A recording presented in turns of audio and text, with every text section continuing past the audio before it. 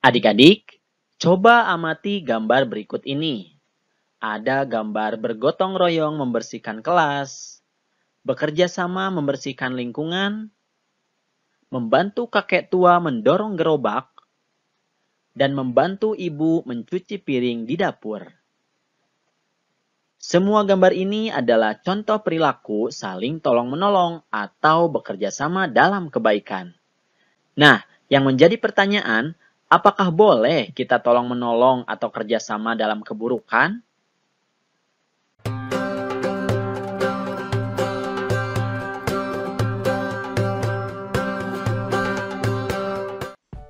Assalamualaikum warahmatullahi wabarakatuh.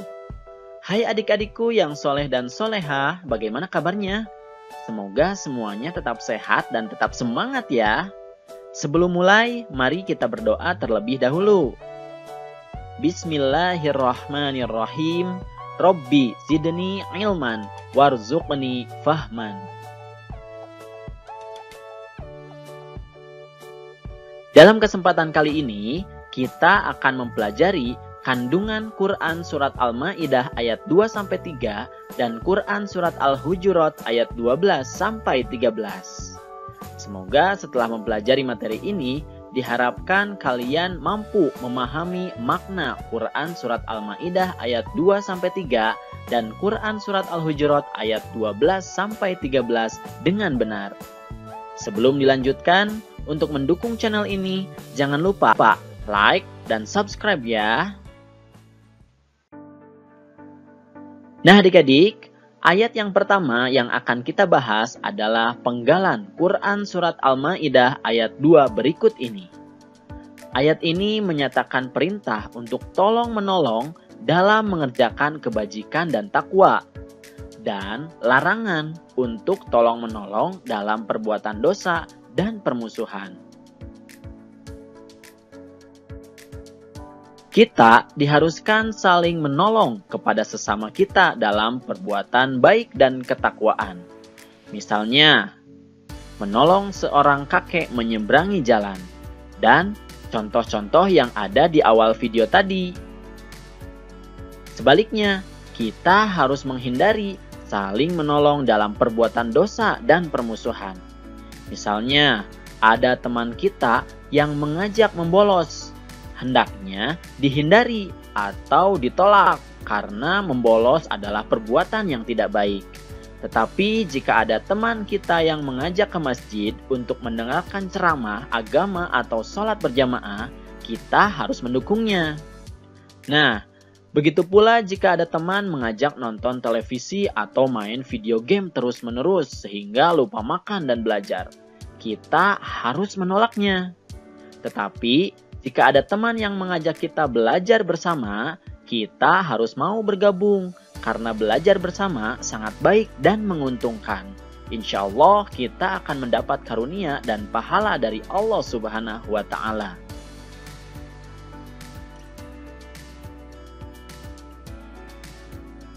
Nah, selanjutnya kita akan membahas kandungan penggalan Quran Surat Al-Ma'idah ayat ketiga. Allah Subhanahu wa Ta'ala mengingatkan umatnya agar tidak takut kepada orang-orang kafir, tetapi takutlah hanya kepada Allah Subhanahu wa Ta'ala.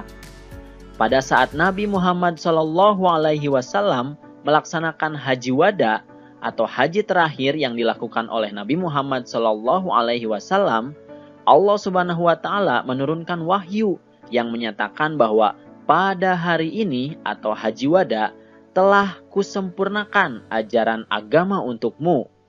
Allah ridho agama Islam sebagai agamamu.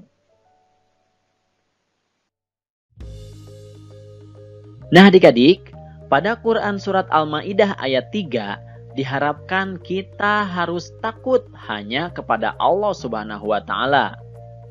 Segala perintah Allah Subhanahu wa Ta'ala harus kita laksanakan, dan segala larangan Allah Subhanahu wa Ta'ala harus kita hindari. Itulah arti dari takwa. Jadi, ajaran Islam yang disampaikan oleh Nabi Muhammad SAW harus kita yakini dan amalkan. Karena Allah Subhanahu wa Ta'ala telah menyempurnakan sekaligus ridho bahwa agama Islam menjadi agama Nabi Muhammad SAW dan pengikutnya. Di samping itu, kita harus mensyukuri nikmat yang Allah Subhanahu wa Ta'ala berikan kepada kita.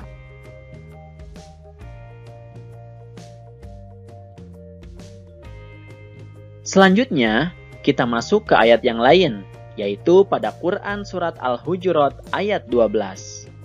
Di sini dinyatakan bahwa jika kita beriman kepada Allah Subhanahu wa Ta'ala, janganlah berprasangka buruk terhadap orang lain. Karena berprasangka, terutama prasangka buruk itu dosa besar. Di samping itu, kita tidak boleh mencari-cari kesalahan orang lain atau bergunjing.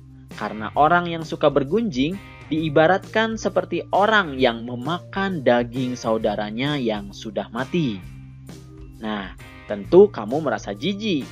Oleh sebab itu, bertakwalah kepada Allah, yakni mentaati perintahnya dan menjauhi larangannya, yaitu termasuk bergunjing atau menceritakan kejelekan orang lain. Jika kita telah berbuat salah dan dosa karena telah melanggar larangan Allah Subhanahu wa Ta'ala, segeralah bertaubat dan bertakwa kepada Allah Subhanahu wa Ta'ala, karena sesungguhnya Allah Subhanahu wa Ta'ala Maha penerima tobat lagi Maha penyayang. Nah, di ayat ini Allah Subhanahu wa Ta'ala melarang kita untuk melakukan beberapa hal, yaitu yang pertama, berprasangka buruk itu dosa. Kemudian yang kedua adalah mencari-cari kesalahan orang lain. Dan juga tidak boleh menggunjing atau membicarakan keburukan orang lain.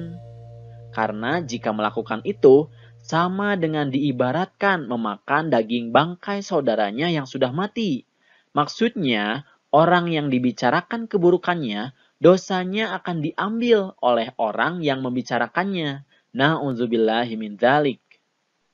Selain larangan, Allah juga memerintahkan hal-hal berikut ini, yaitu melaksanakan perintah Allah dan menjauhi larangannya atau bertakwa, dan bertaubat, terutama apabila kita telah melakukan kesalahan atau melanggar hal-hal yang dilarang oleh Allah Subhanahu wa Ta'ala.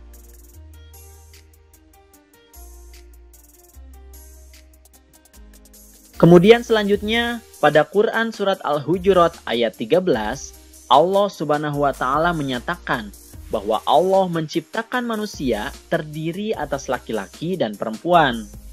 Kemudian manusia itu suka berkumpul dan berkelompok, sehingga mereka membentuk suatu bangsa atau suku untuk saling kenal mengenal. Kemudian Allah Subhanahu wa Ta'ala juga menyatakan bahwa orang yang paling mulia di sisi Allah Subhanahu wa Ta'ala adalah orang yang bertakwa, bukan orang yang memiliki harta, tahta, dan jabatan. Oleh sebab itu, tidak ada artinya kita menyombongkan diri tanpa beribadah kepada Allah Subhanahu wa Ta'ala. Di ayat ini, Allah Subhanahu wa Ta'ala mengingatkan bahwa manusia itu suka berkumpul dan berkelompok. Ketika kita berkelompok, apa yang kita lakukan? Ya, benar.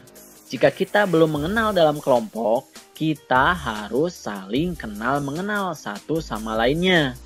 Dengan saling mengenal, kita akan memahami sifat dan tahu hobi masing-masing. Kemudian dengan saling mengenal, kita akan terhindar dari salah paham atau prasangka negatif atau buruk, atau saling bergunjing yang tidak benar. Nah, dengan demikian, tidak ada di antara kita saling menganggap diri paling benar atau paling baik, karena Allah Subhanahu wa Ta'ala sudah mengingatkan bahwa sesungguhnya yang paling mulia di antara kamu di sisi Allah Subhanahu wa Ta'ala ialah orang yang paling bertakwa. Sungguh Allah Maha mengetahui lagi Maha teliti. Nah, itu adalah penjelasan dari Quran Surat Al-Hujurat ayat 13. Rasulullah Shallallahu Alaihi Wasallam bersabda, sebaik-baik kalian adalah yang belajar Al-Quran dan mengajarkannya. Hadis riwayat Bukhari.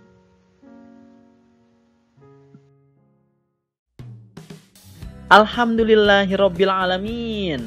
Materinya sudah selesai. Semoga sekarang kalian sudah mampu memahami kandungan ayat-ayat tadi ya. Terima kasih atas perhatiannya dan mohon maaf jika ada kesalahan. Billahi taufik wal hidayah. Wassalamualaikum warahmatullahi wabarakatuh. Sampai jumpa di video berikutnya.